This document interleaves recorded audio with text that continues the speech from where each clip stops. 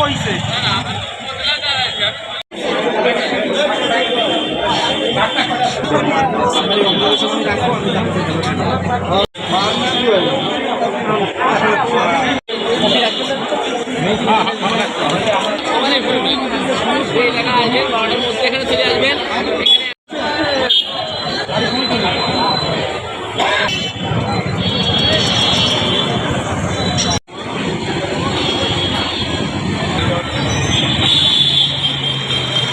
জানেন যে আগামীকাল আমাদের ষষ্ঠ উপজেলা পরিষদ সাধারণ নির্বাচনের প্রথম ধাপে নির্বাচনটা অনুষ্ঠিত হবে।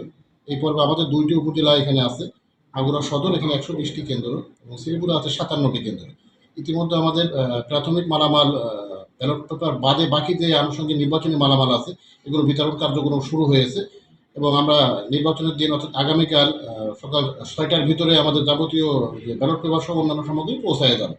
নিরাপত্তা ব্যবস্থা যথেষ্ট জোরদার করা হয়েছে। এখানে আমাদের সাধারণ যে কেন্দ্রগুলো আছে সেখানে 16 জন করে পুলিশ সহ অন্যান্য বাহিনীর সদস্য থাকবে। একই সাথে যেগুলো অতি গুরুত্বপূর্ণ সেখানে 17 থেকে 18 জন করে আমাদের পুলিশ সহ অন্যান্য বাহিনীর সদস্য থাকবে। এছাড়া স্ট্রাইকিং ফোর্স আমাদের অন্যান্য যে ফোর্স র্যাব বিজিবি মোতায়েন থাকবে।